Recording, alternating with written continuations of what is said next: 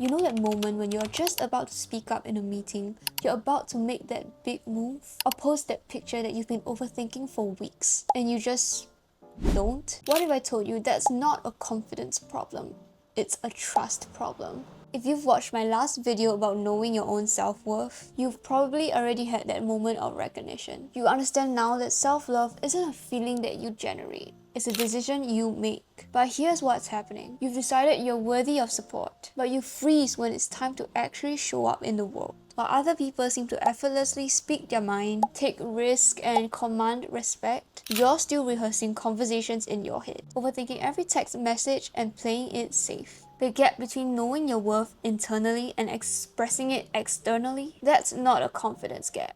That's a trust gap. So today, we'll build on the foundations that we've talked about in my last video, where we tackle how and why you're approaching self-worth entirely wrong in the first place. And I'll walk you through my 5-step method to actually building true self-worth. 1. The reality check. Getting brutally honest about where you are. 2. The evidence file, where we build a track record you can trust. Next, we'll go through the discomfort zone, where we systematically expand your range of comfort. We'll then go through the failure protocol, where we turn setbacks into confidence boosters. And finally, 5, the trust transfer, where we finally move from internal confidence to external expression. Because here's what nobody tells you about confidence. It's not a feeling you wait for. It's not something you're born with or without. Confidence is a skill. And like any skill, there's a specific method for building it. So by the end of this video, you would have my exact 5-step method that I've used to go from someone who couldn't even order from the phone to someone who's showing up consistently for myself, both online and in real life. Here's the part that's going to sound crazy.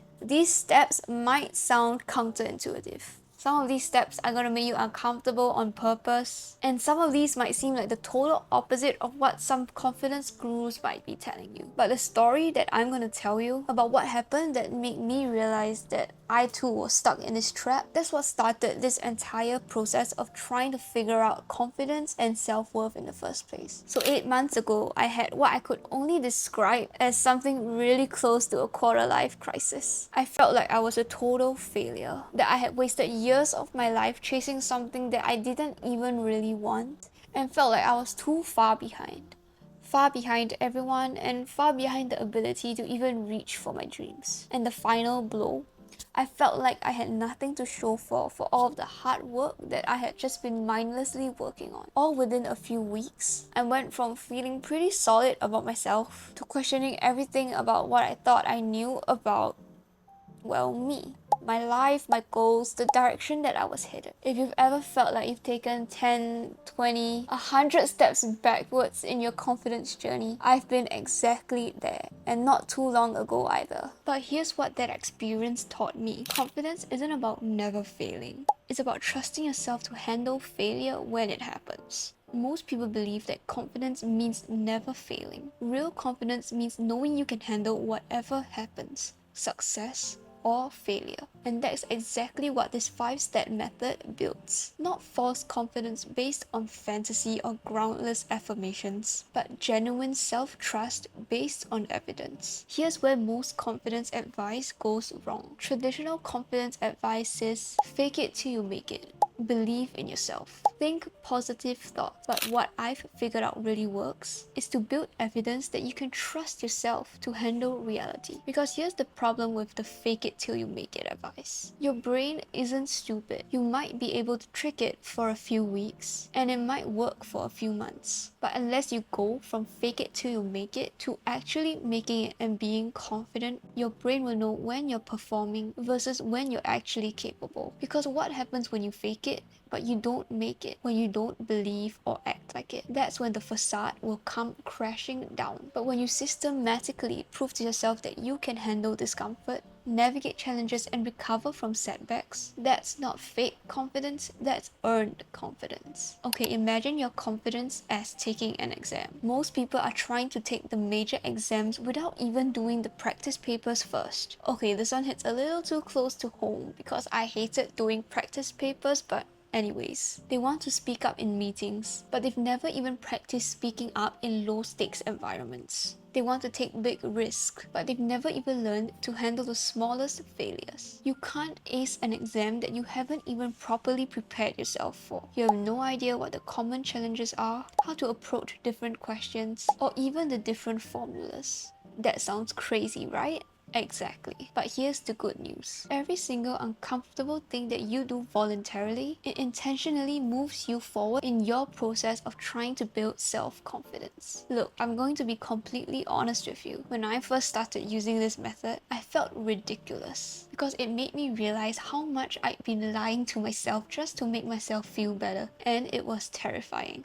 But here's what happened. Instead of waiting to feel confident, I started acting from a place of curiosity about what I could handle. Instead of avoiding discomfort, I started collecting evidence that I could navigate it. Life, after all, is supposed to be an adventure. We sometimes forget that we only get this one precious life and get sucked up in all of the trivial matters, thereby overlooking the things in life that really matter. And at the top of that list, it's you. How you feel about yourself, how you take care of yourself, how you learn and grow, your dreams and ambitions, what you want for your own life. And that's when everything clicked. So I'll show you how this actually works in practice. So the first step is to have a reality check. Most people's confidence problems start with delusion, either thinking they're worse than they are or better than they are. So first, you get brutally honest. Not mean to yourself, just accurate. What can you actually do right now?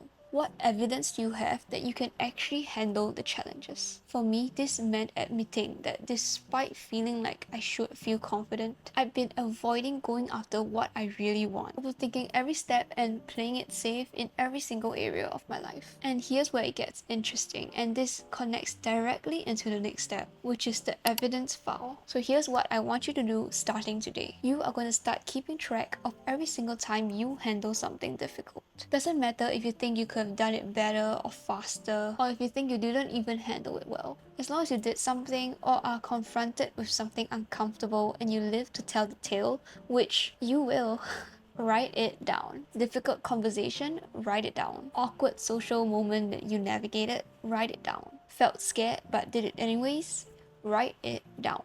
Because here's what happens. Your brain starts looking for evidence that you're capable instead of evidence that you're not. And most people skip this next step, and that's why their confidence stays theoretical instead of becoming real. And that is step 3, the discomfort zone. This is a step that sounds crazy but actually changes everything. You are going to voluntarily start doing uncomfortable things. Not dangerous things, not stupid things, just things that make you slightly uncomfortable on purpose. For me, this started embarrassingly small. I made phone calls or stopped avoiding phone calls instead of just texting all the time. I went up to the retail staff and asked them questions whenever I was curious about a product. And I started posting online, despite being scared of being seen and judged. And that's the best decision I've ever made, because you wouldn't even be able to be watching this video if I hadn't taken that step. And ever since I've did, I've received so many lovely messages from you guys saying how my videos have helped you, how much they mean to you, and how they make your day. And this is proof that each and every one of you watching this has your own unique gifts and talents that can help you touch the lives of the people around you. And you deserve to show it off, which is why I feel so deeply for this topic and for this step. And if you think that's the best outcome, wait until you see what happens when we get to this next step, which is step 4, the failure protocol. Remember the crisis that I had in the beginning? Here's what I learned. The difference between confident people and everyone else isn't that confident people don't fail. It's that they have a system for handling failure when it happens. So now, every time something goes wrong, I ask myself 3 questions. 1, what can I learn from this? 2, what would I do differently next time? And 3, what evidence does this give me that I can handle hard situations?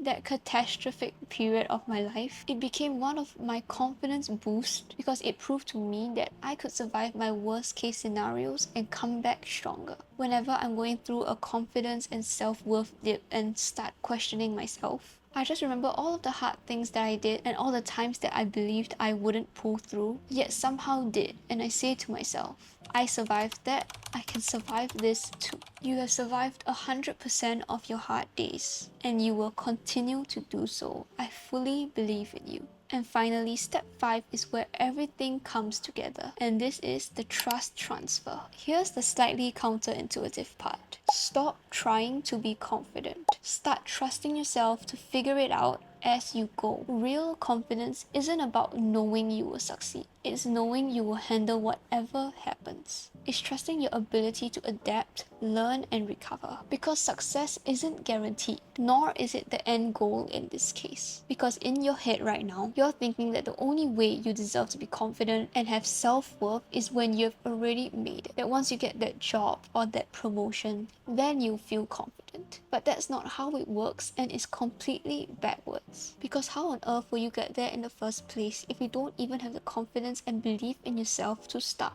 And here's the secret nobody talks about. Confident people aren't fearless. They're just more afraid of staying stuck than they are of being uncomfortable. Remember when I said in my last video that self-worth is a decision that you make? Confidence is the same thing. It's not a feeling you wait for. It's a choice you make to trust yourself with reality.